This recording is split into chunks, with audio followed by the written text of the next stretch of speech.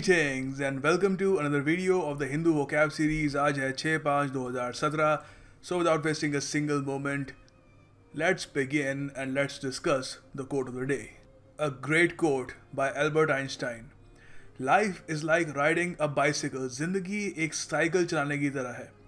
अगर आपको बैलेंस बनाकर रखना है and you don't want to fall, अगर आप गिरना नहीं चाहते तो एक ही काम करना पड़ेगा आपको, आगे बढ़ना होगा. क्योंकि सीधी सी बात है, साइकिल पे ऐसा तो हो नहीं सकता कि आप बस स्टिल खड़े हो और दोनों पैर पैडल पे हो और आप बस गिरो ना.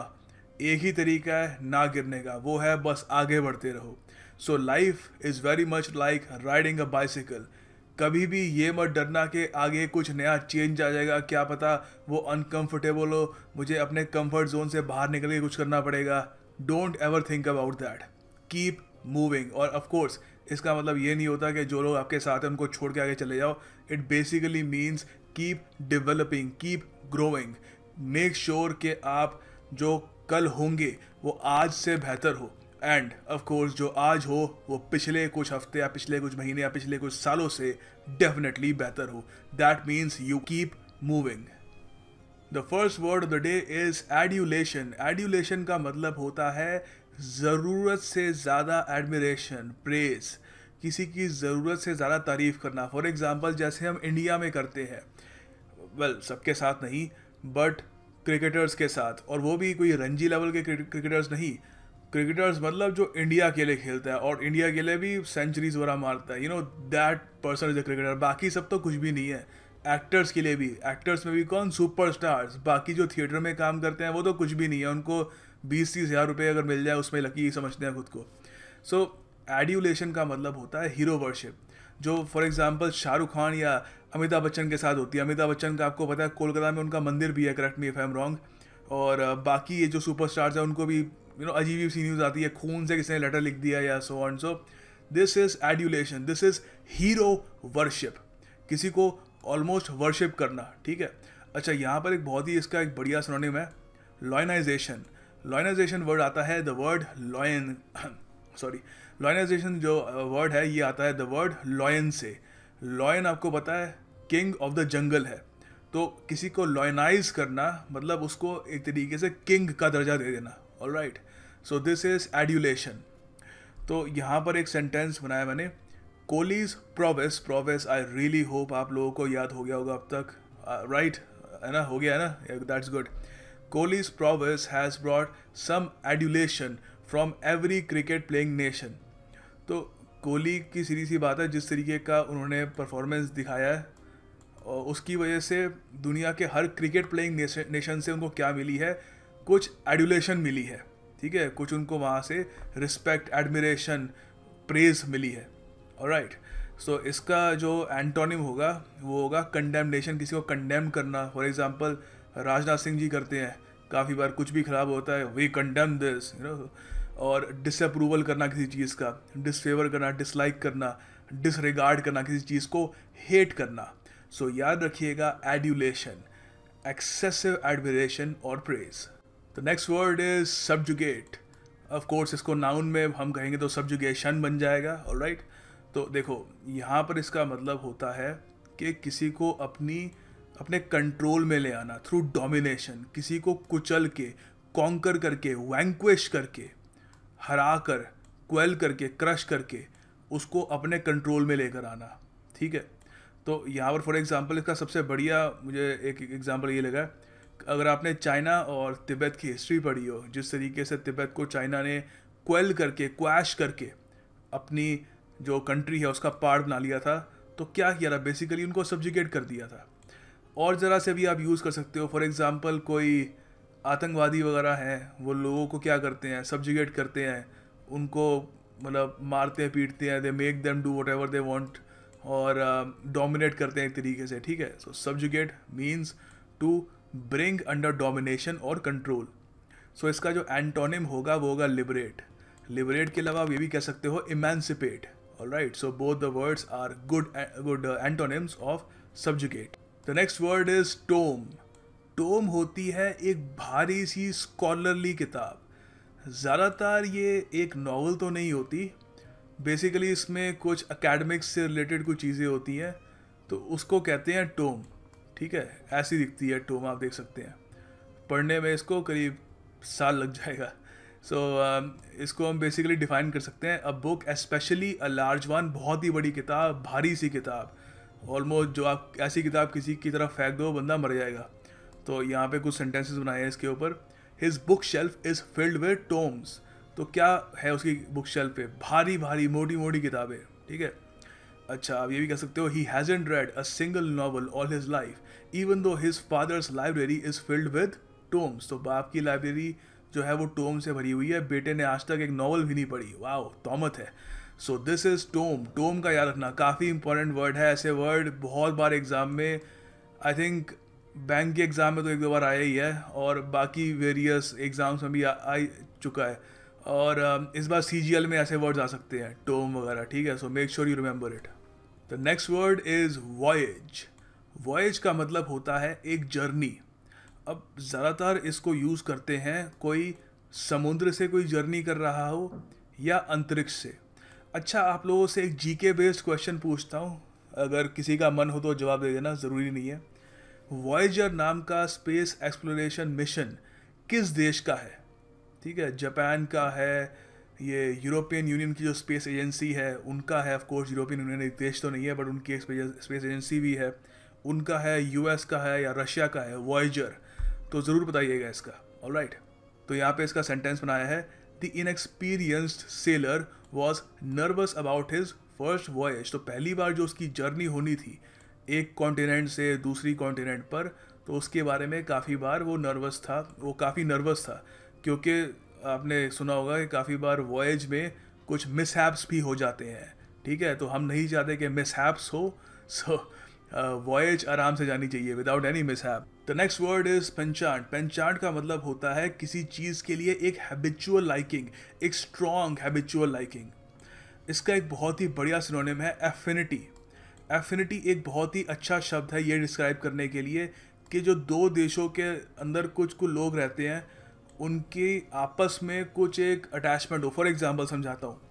फॉर एग्जांपल आपको पता है तमिलनाडु में तमिल्स रहते ही हैं, कुछ तमिल्स श्रीलंका में भी रहते हैं, नॉर्थ श्रीलंका में। तो वहाँ पर जो तमिल्स रहते हैं उनकी एक एफिनिटी है इंडिया के तमिल्स की, और सेम वाइस वर्सा जो इंडिया में तमिलियंस हैं उनकी भी काफ़ी हद तक क्या है, एक एफिनिटी है श्रीलंकन तमिल से। तो उसको हम कहेंगे एक इंक्लिनेशन है, एक थोड़ा उनको जब वहाँ पर कुछ बुरा होता है तो उनको भी बुरा लगता है। For example x Soviet union की कंट्रीज़ हैं, जैसे ये यूक्रेन वगैरह। यूक्रेन के हालांकि ज़्यादातर लोग रशिया को पसंद नहीं करते because of Crimea, but Crimea से पहले यूक्रेन में काफ़ी हद तक एक एफिनिटी थी रशिया की तरफ, क्योंकि दोनों ऑलमोस्ट यूक्रेनियन और रशियन दोनोों ऑलमोस्ट सेम लैंग्वेज है, और कल्चर भी दोनों का सेम ही है। एक टाइम पे सोवियत यूनियन का हिस्सा भी थे दोनों। सो क्या है, एक एफिनिटी है, ठीक है। इट इज़ एक आप कह सकते हो एक इंक्लिनेशन है, ठीक है। सो यहाँ पर एक सेंटेंस है इसका बहुत ही बढ़िया, he has a penchant for abandoned animals. Abandoned मैं कई बार चीख के समझा चुका हूँ। अबैंडन्ड मतलब आप लोग बताओगे, मैं नहीं बताऊँगा, मैं थक गया। अच्छा, अबैंडन्ड मतलब जो लोगों ने जो एनिमल छोड़ दिए हैं, उनकी केयर करना छोड़ दिया है, सड़क पे ऐसी बस घूम रहे हैं, ठीक है। उनकी उसका क्या है, उस आदमी की एक तरीके से एक एफिनिटी है उनकी तरफ। वो कोई बिल्ली या कुत्ता उसको दिख जाता है भूखा, उसको घर ले आता है, उसको खाना बना खिलाता है, ठीक है। तो इसका जो एंटोनिम होगा वो होगा डिसलाइक करना, हेट करना। Next word is Winsome. अब आप कहोगे शायद ये विन से इसका कोई रूट वर्ड वगैरह, ऐसा कुछ नहीं है। हर वर्ड का ज़रूरी नहीं है कि रूट वर्ड हो, उसको वहाँ से नहीं हम समझ सकते। देखो, ये एक इंग्लिश वर्ड था काफ़ी टाइम पहले, WYN। उसका मतलब था समवन हु इज़ अट्रैक्टिव कह लो। तो वहीं से ये वर्ड आता है, बाद में वाइड आके लोगों ने आई लगाना स्टार्ट कर दिया। So this became Winsome. Winsome का मतलब होता है कोई चीज़ या कोई व्यक्ति या कुछ भी जो अट्रैक्टिव हो, अपीलिंग हो, बट इन एन इनोसेंट वे। यहाँ समझ रहे हो। अब यहाँ पर आप फॉर एग्जांपल कोई कोई कार है बहुत ही बढ़िया, तो उसको आप विंसम नहीं कहोगे। ये यूज़ होता है जिसमें कुछ एक इनोसेंस सी कोई लुक हो, कोई क्यूट सी कुछ लुक हो। फॉर एग्जांपल इसके कुछ पहले सेंटेंस बाद में दिखाऊंगा आपको, कुछ इसके यहाँ पे सिनोनिम्स देखते हैं। कुछ अपीलिंग हो, एंगेजिंग हो, चार्मिंग हो, विनिंग हो, अट्रैक्टिव हो, क्यूट हो, स्वीट और क्यूट हो, दैट इज विंसम। अच्छा, यहाँ पे दो इसके सेंटेंसेस है। She looked at the cop. Cop मतलब पुलिस वाला, ठीक है। She looked at the cop quickly pulling on her most winsome innocent face. तो सीधी सी बात है, कोई भी पुलिस वाला किसी को रोकता है तो इनिशियली हम लोग क्या करने की कोशिश करते हैं, we try to put on a winsome face, काफ़ी एक क्यूट सा, इनोसेंट सा, स्माइलिंग सा, अरे सर हमने तो कुछ किया ही नहीं है, हम तो कम्प्लीटली इनोसेंट है, ठीक है। आप ये भी कह सकते हो वी आर कम्प्लीटली ऑब्लिवियस, हमें पता नहीं है कि हमने क्या गलत किया है, अच्छा ठीक है। सो आप ये भी कह सकते हो Preity Zinta has a winsome smile. तो स्माइल के लिए बहुत यूज़ होता है ये, ठीक है, विंसम स्माइल, एक बहुत ही क्यूट, एक अट्रैक्टिव सी स्माइल। आगे एक फ्रेजल वर्ब है गिव इन। देखो, गिव इन का मतलब होता है कि किसी की बात को इवेंचुअली मान जाना, इनिशियली रिफ्यूज़ करके बट इवेंचुअली मान जाना। फॉर एग्जांपल बचपन में आपको याद होगा कि आई थिंक हम में से ज़्यादातर लोग तो ये करते ही थे, पेरेंट्स से एक चीज़ मांगने के लिए we use to keep asking them over and over. Finally our parents use to give in, वो मान लेते थे ठीक है जो ये मांग रहा है इसको ले दो, ठीक है। अच्छा, इसका एक दूसरा मीनिंग ये भी हो सकता है कि एक बार को डिफीट अपनी एक्सेप्ट कर लेना, to accept that you have been defeated and agree to stop competing और फाइटिंग। तो फॉर एग्जांपल कोई बॉक्सिंग मैच चल रहा है और अचानक से एक बॉक्सर ने बिल्कुल हार ही मान ली, उसने बस कहा कि बस और मैं नहीं कर सकता। तो एक तरीके से आप ये भी कह सकते हो ही गेव अप, उसने हार मान ली। आप ये भी कह सकते हो ही गेव इन, उसने एक्सेप्ट कर लिया कि वो हार चुका है और एग्री कर रहा है कि अब मैं compete नहीं करूँगा, ठीक है। So you can say give up and give in, both are okay. तो यहाँ पर दो इसके सेंटेंसेस हैं। माई कोच टॉट मी, मुझे पढ़ाया उन्होंने, सिखाया कह सकते हो, उन्होंने मुझे सिखाया कि कभी भी नेवर गिव इन, मतलब हार कभी नहीं माननी, ठीक है। सेकेंड यहाँ पे सेंटेंस है my dad finally gave in and bought me a new phone. तो मेरे पापा ने क्या किया, इवेंचुअली उन्होंने हार मान ली, एक तरीके से एक्सेप्ट कर लिया कि चलो ठीक है जो भी ये कह रहा है और उसको नया फ़ोन ले दो, ठीक है। So this is give in. आगे आप लोगों के लिए एक MCQ है, आपको बताना है कि इस यहाँ पर जो ये ईडियम है इसका मतलब क्या है, ठीक है। तो आपके सामने ये ऑप्शंस हैं, एक बार आंखें बंद करके नहीं सॉरी वीडियो पॉज करके इसको अटेम्प्ट करिए, आंखें बंद करना। सो मैं इसका चलो आपको आंसर बता देता हूँ, समझा देता हूँ एक बार को, अगली वीडियो का वेट नहीं करते। बी ए 9 days वंडर, समझते हैं what does this even mean. हाँ, इस वैसे इस MCQ का आंसर है डी, ऑलराइट, ओके। अ 9 days वंडर मतलब कोई चीज़ जो कुछ समय के लिए बहुत ही ज़्यादा लोगों में एंथुजियाज़म क्रिएट कर देती है, एक खलबली सी क्रिएट कर देती है, लोगों को लगता है वाह कितनी ऑसम, एक सेंसेशन सी क्रिएट कर देती है, बट वो सेंसेशन शॉर्ट लिव्ड होती है, कुछ ही दिनों के लिए रहती है, ठीक है। तो वहाँ से इस ईडियम का मतलब आता है कि something that is very short lived.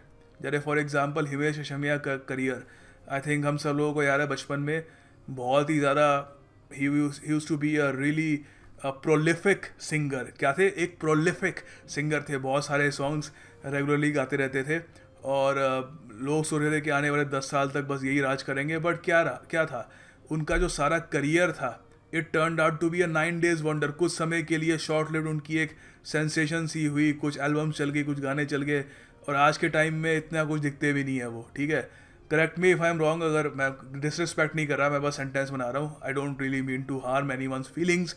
तो देखो ये इसका मीनिंग है 9 days वंडर मतलब short lived sensation. Finally the task of the day, आपको सेंटेंस बनाना है 9 days वंडर पे, ऑलराइट। काफ़ी इंपॉर्टेंट ईडियम है फॉर एनी एग्ज़ाम, किसी भी एग्ज़ाम के लिए इंपॉर्टेंट ईडियम है। You can not afford to ignore it, so ignore it at your own risk.